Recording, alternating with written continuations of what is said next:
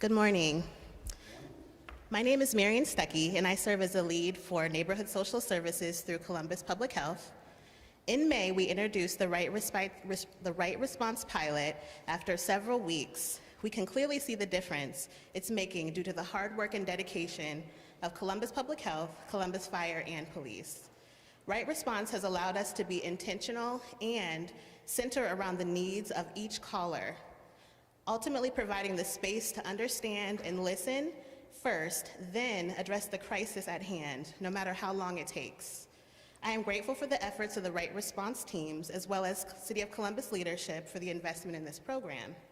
Since the pilot, there have been numerous examples of collaboration and really going the extra mile for those in crisis and in times of need. The introduction of mental health professionals at this important juncture in the emergency response system has allowed for increased time with callers, better assessment of their needs, and working to identify what the best response for each caller really is. There have been many examples that illustrate the success of this program. One example I'll share this morning is about a resident who called into 911 with a plan to harm himself in the coming days. This is a resident who had depression and had recently suffered a family loss, and he presented to us quickly with feelings of hopelessness and isolation. The Right Response triage was able to work collectively with community partners to intervene, bringing this resident in for emergency mental health hospitalization and making plans to follow up on his needs, both during and after his hospitalization. This response addressed his immediate and long-term needs with compassion. It is now my pleasure to introduce Mayor Ginther to the podium.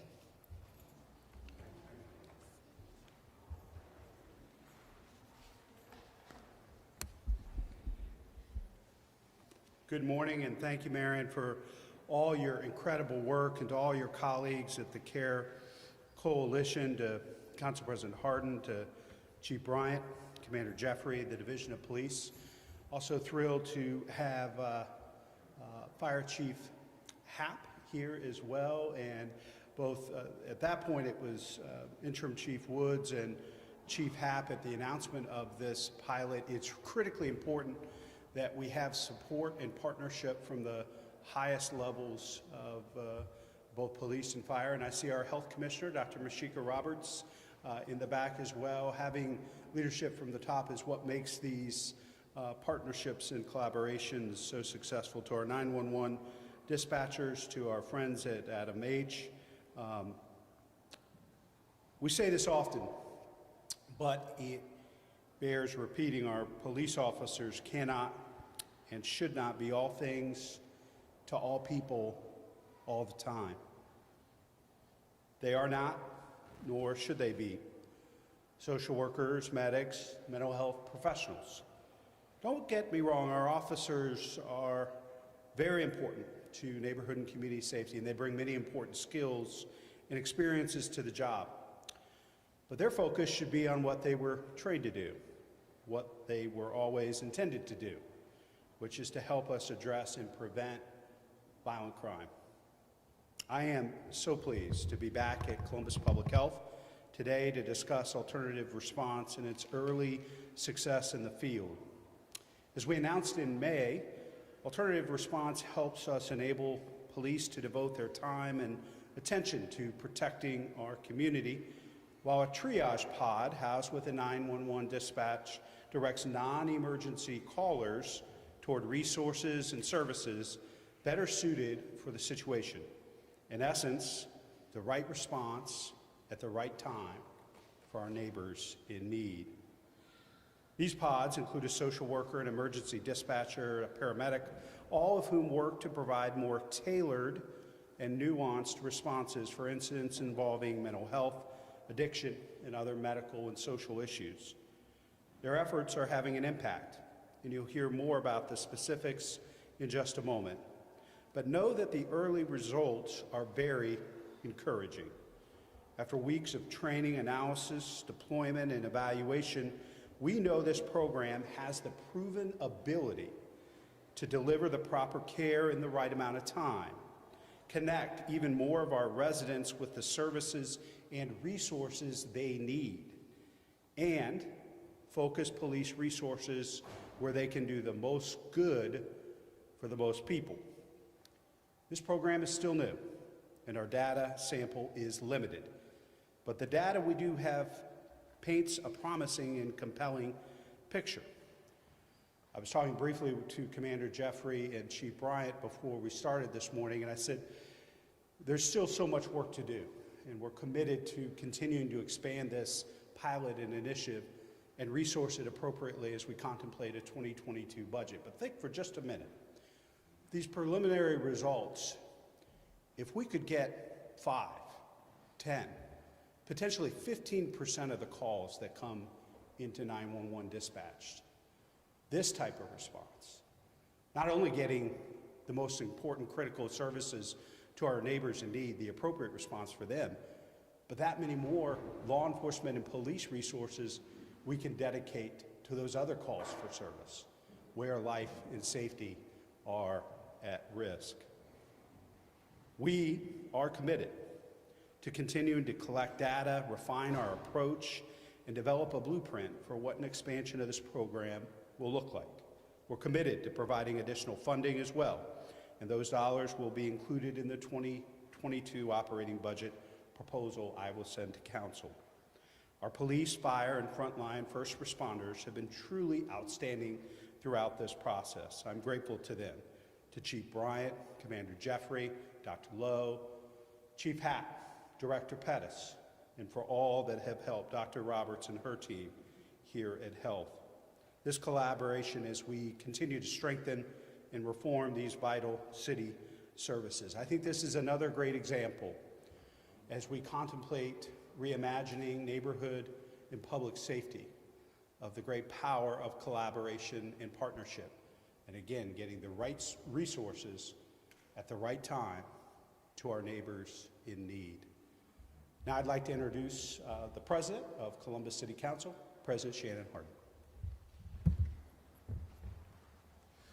Thank you, Mayor Ginther, to Marion Stuckey, to Chief Bryant, to Commander Jeffery, to Dr. Lowe, to Chief Happ, and to our Health Commissioner. I am so excited to be here today to talk about the preliminary results from the administration's alternative crisis response system.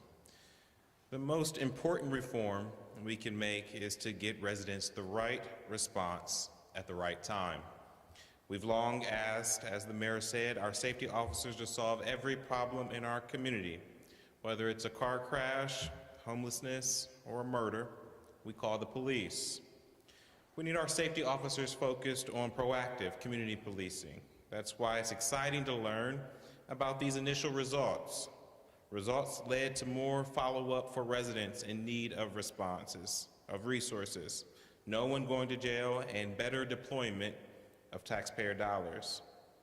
As we advance the idea of reimagining safety, we said over and over again that alternative crisis response is our top priority.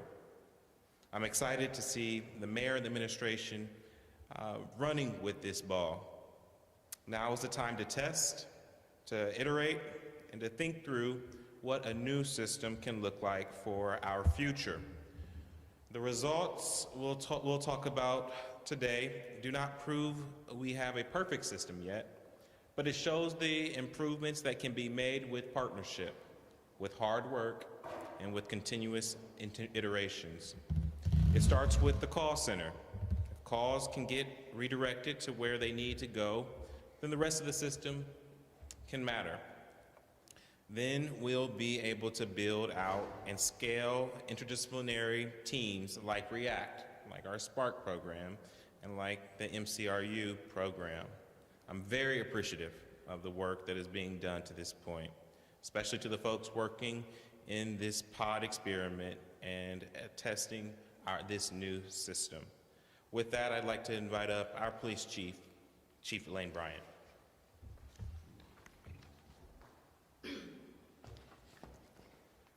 Good morning. Thank you, President Hardin, Mayor Ginther. We ask a great deal of our police officers. They are protectors, investigators, and problem solvers, but they cannot be all things to all people.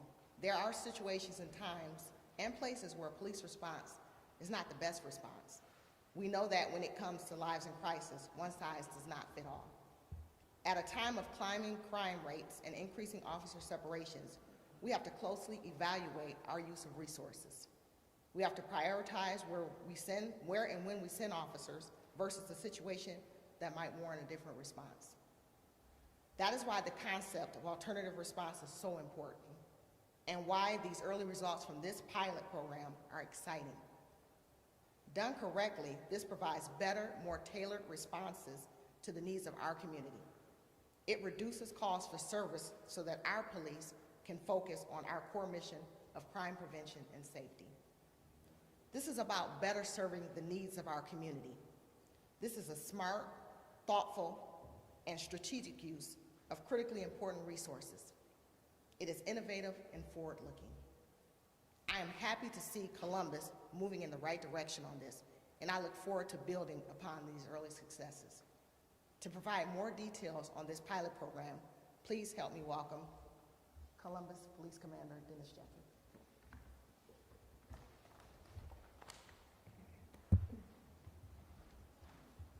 Well, thank you, Chief. Mayor Ginther, President Hardin, I appreciate you having me here. And I want to say I've been involved in this project since its inception, and I've been in the triage pod, what we call it, every day predominantly, and I've been listening to these calls and watching this team work, and it's been amazing. I've been involved in mental health through the police department for a number of years, and this is a natural transition to kind of the work we've already accomplished. We've always known that that initial call is really critical, how we analyze that call, how we triage that call to best get that call in the right direction. So this is a project that's really highlighted that. And I can't start by saying enough of our dispatchers, our call takers. They've been phenomenal, and they're really the first line. They're taking that initial call, and it's a tough job. And I've seen that firsthand as I've been out there, so I really want to give them kudos. They've been amazing. And also to our clinician who's been working this project, she's incredible. A lot of caring, compassion, empathy toward every caller, every time. And that's really important. That's why this is successful, because someone is talking to that person that can really dig deep, find out what's going on, and determine, should we send the police, should we send EMS, or is there another alternative that we can send to get that person the help they need. One unintended consequence or benefit we've seen is sometimes we do still send officers EMS, but what our clinician's been able to do is talk to that person while those units are en route, begin that de-escalation process, gather more information so there's a much safer response when those units get there. Instead of someone showing up at your door unannounced, you now know who's coming, what to expect, and kind of provide instructions on how best to safely encounter those officers or those medics. So, like I said, this has been a fantastic project for me, and I'm really excited about the future of it, and I'm excited to continue to work on it. So it's my pleasure now to introduce Dr. Lowe with Columbus Fire.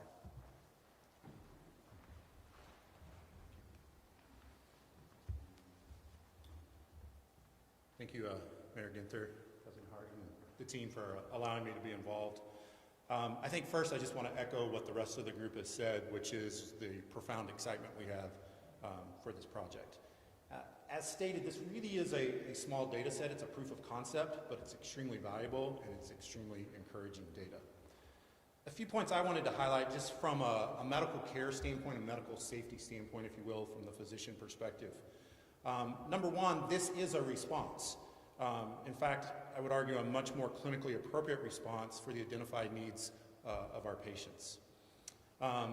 As you heard earlier, I think one of the other important things to know is that on those occasions when we did dispatch an EMS crew or a police crew, the time spent with our clinical social worker was immensely invaluable in that interaction.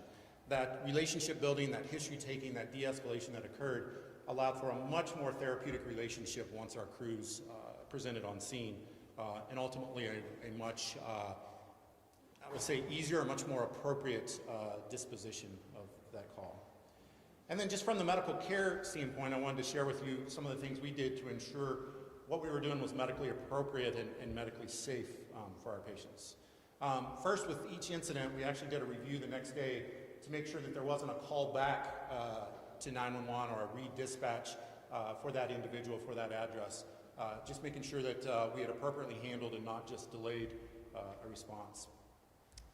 Secondly, each of those individuals or each of those patients received an attempt at follow-up via phone or an in-person visit the next day from our resource teams through fire and EMS. And then thirdly, we use what we have as a standing report, a 72-hour return, if you will, to make sure that none of those individuals, none of those patients had a medical need or a medical dispatch to them within 72 hours of that. And in each of those cases, we were very successful. No 72-hour returns, no 24-hour callbacks, and good follow-up with each of those. So in summary, I would say from the medical aspect, from the medical oversight aspect, extremely comfortable with the care we have provided, extremely excited to work on further development of an alternative response model. And with that, I'll turn it back over to you.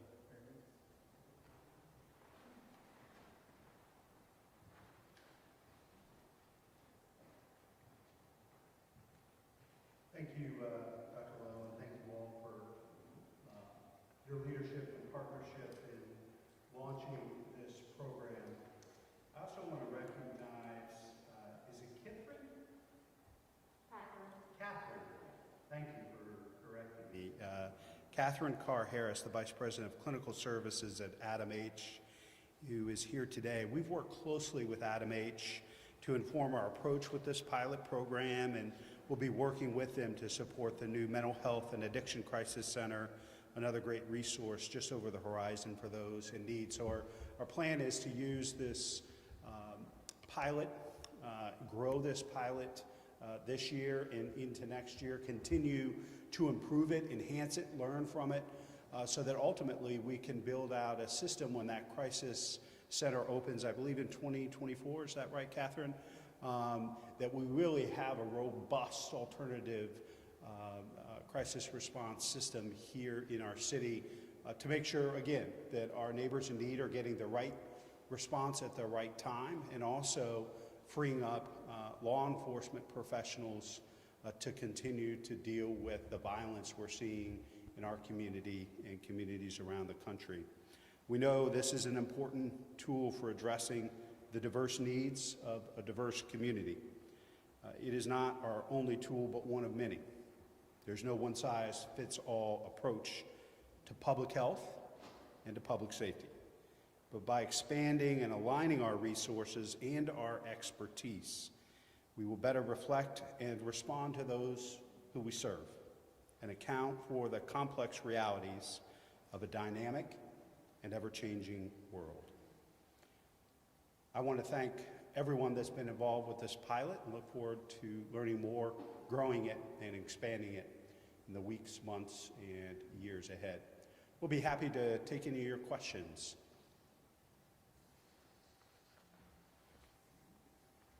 Tom. Mayor, Good morning. Are you satisfied through the early stages of this program that indeed the right response has been offered? In other words, I guess what I'm asking is, have there been any situations where you sent social workers or the like and realized, oh boy, wait, we need to send police instead? Well, I'll let Commander Jeffery speak to those details, but some of the things that were mentioned, but I'll reinforce that I think in 60% of the cases, Commander, no law enforcement response was required at all. No one was arrested, taken into custody, or jail through this response. So, I mean, in many different respects, this has been highly successful. It's small. We know it's a limited amount of time, but based on the data we have at this point, it's very encouraging.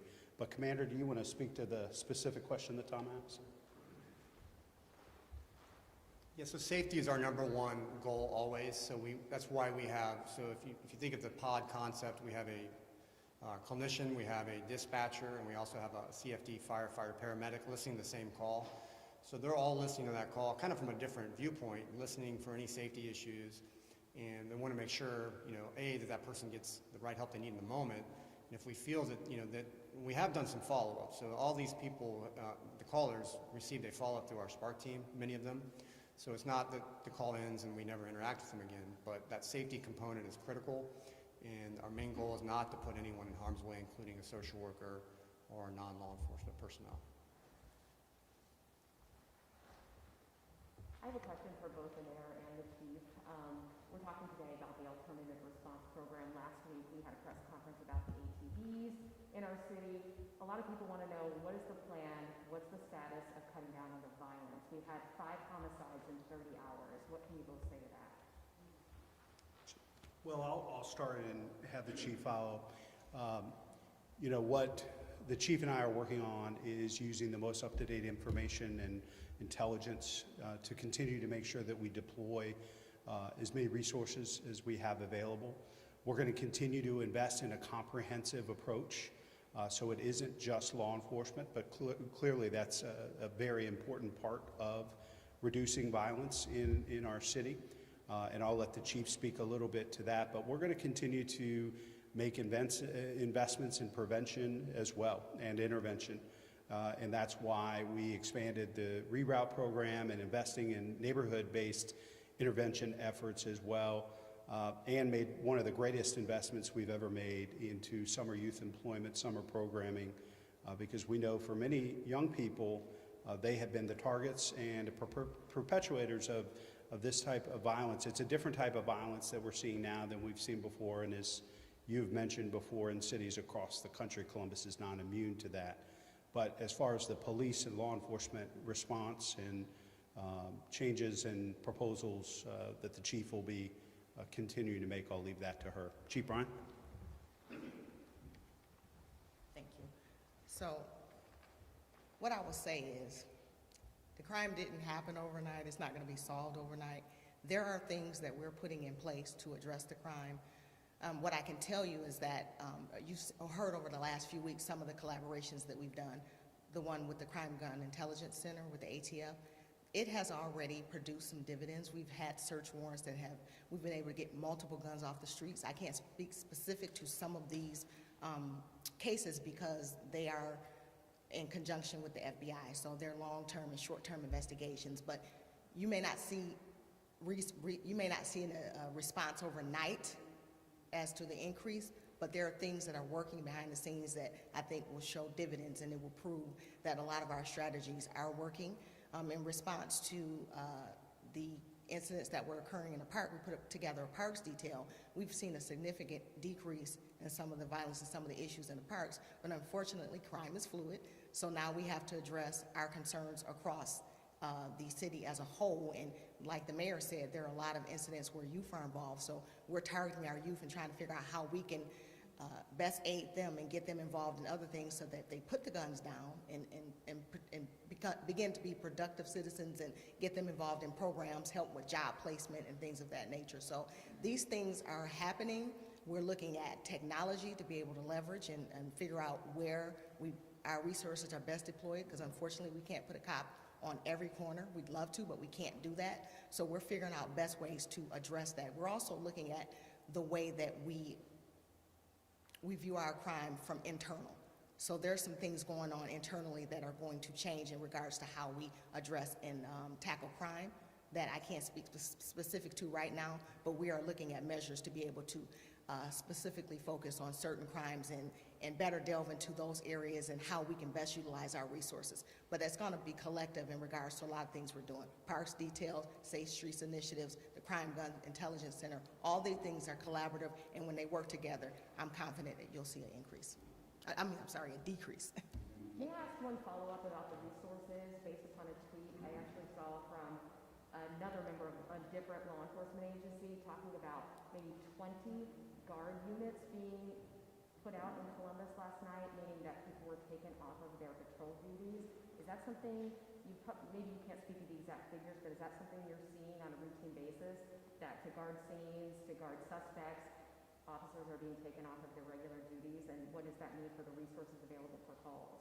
So no, so our patrol, me and Assistant Chief Potts are very, very particular about our patrol. We know how important it is to keep officers on the streets and making sure that they're addressing the crime and patrolling their neighborhoods. So we are very, very careful about pulling resources from patrol duties. Now what you will see is resources being reallocated to different initiatives, but those aren't officers that are responding to calls. So we're looking at ways to be able to, like I said, be able to utilize our resources as best as we can with what we have. We are looking to increase personnel. That's going to be extremely important going forward with some of the initiatives that the mayor and city council and we're trying to put in place. But right now, we have to work with what we have, and I think that we're doing a really good job in trying to make sure that we're allocating those resources to best serve the community, and also make sure that our officers are safe as well on the streets, because, you know, you can't burn them out as well either. So there is an initiative in regards to the ATV situation that's going to happen this weekend. I'm not going to speak to specifics, but you will see more resources out there, and you'll see a more targeted effort, and it's in conjunction with our local agencies as well. So we're hoping that that provides some sort of relief as well. Yeah, I think it's important too. The chief has spent a lot of time at roll calls and with our officers throughout the city, and I think we've seen some positive results with respect to enforcement and an increase in taking guns off the street. Part of the partnerships the chief spoke to there, but I think her spending the time with our officers, hearing them out, listening to them, taking in suggestions, consideration, but also challenging them and supporting them. I think we're continuing to see some positive developments there as far as going after guns and getting them off the street. But as she said, we're not going to solve this overnight, and it's a challenge in not just big cities, but mid-sized cities like Columbus all over the country, and it's going to take all of us doing our part. Yes? Another question, probably best for the chief. It has been 5 weeks today since Mackenzie Ridley was shot and killed outside the Notorious Rec Center. It's been more than 2 months since Olivia First was shot and killed by Centennial Park. Can you tell us where these cases stand? Are you any closer to making arrests in these cases? If not, what's holding the investigations back? So what I can tell you is those detectives are working diligently to solve those cases. We've had new information that we've been afforded over the past week. So we are looking into those leads. As you know, sometimes it takes time to be able to develop enough information to reach a point where you can submit a warrant, but we are working diligently, and we're in constant contact with that family, with both families. Are you getting tips from people who are at those scenes? We are getting tips, yes. That's what I can tell you. We're getting tips, but we also have to make sure that we're vetting our information and we're making sure that we're following everything, because what we don't want to do is be careless and make an arrest that was not with probable cause. We want to make sure that everything that we do, once we get these people, once we get them identified and arrest them, that we're able to actually secure a conviction. Are you confident there will be arrests in these cases? I can't be confident on anything other than the fact that we won't stop working until we catch them. Yeah, and I think this is an important point, Dan. We're asking our officers and many other folks to do more. We need the community to step up too. We know that there were dozens of folks at both of those events and at other scenes of crime around this community. And we need people to step up, share information, work with the police to get these folks off the street, because all of us are at risk